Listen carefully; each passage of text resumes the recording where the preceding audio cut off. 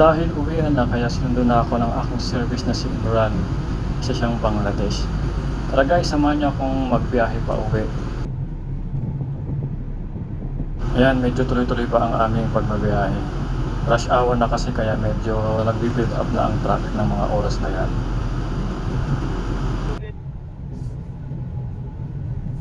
Pero ang kagandahan naman dito sa Riyadh, kahit na traffic, at least gumagalaw siya. Hindi kagaya sa atin na pag traffic, as in sobrang tagal, man-stuck ka talaga ng sobrang sobra sa atin. Kaya yan ang kagandahan dito.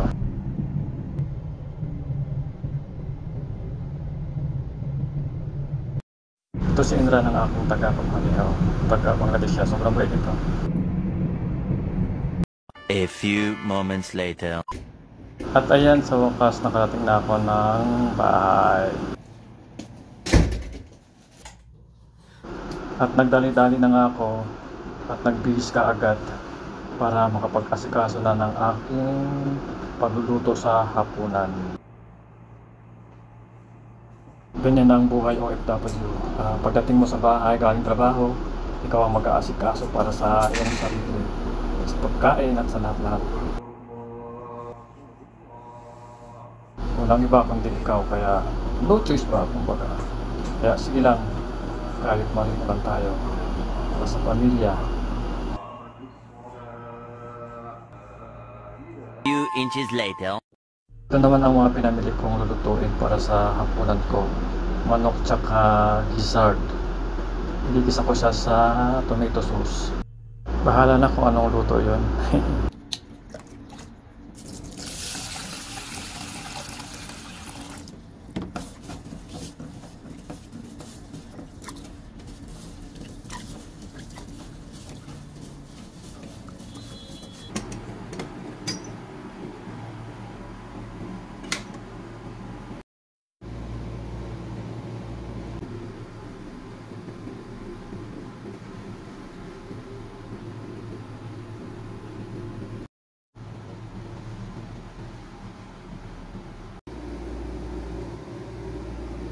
Then pinakuloan ko muna yung balon-balonan para ito nga ay lumambot. At ayan.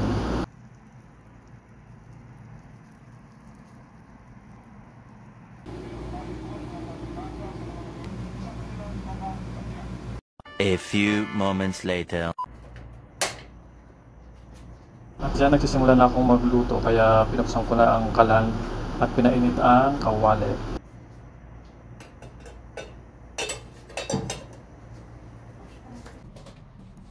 At ibinuhos na nga ang konting mantika sa mainit na kawali. Ginisa ang bawang at sibuyas.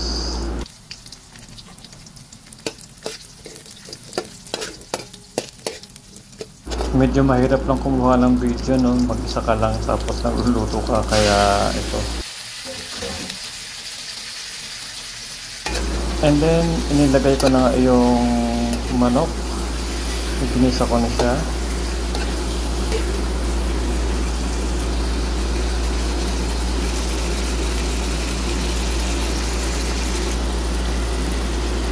And then nilagyan ko ng konting patis para mas malinamnam ang lasa. Then sinunod ko na rin yung balon-baluna na pinalambot ko kanina. Ayan, halo-haloin. Hirap maghalo. Then nilagyan ko ng pamintang durog.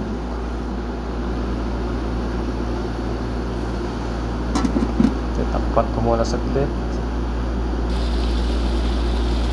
Then nilagay ko na yung tomato paste. Itong pagluluto ko kahit ano na lang, bahala na.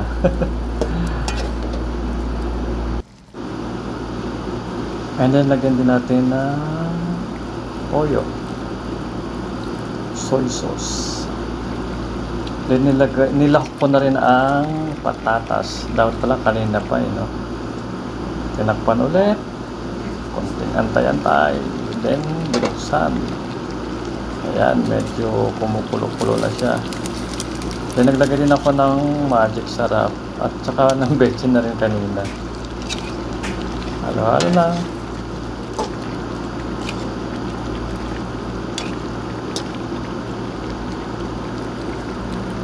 Hintayin lang natin siyang lumambot. Actually, pinapalambot ko lang dyan yung yung patatas. Ayan, medyo mas sarap na siya.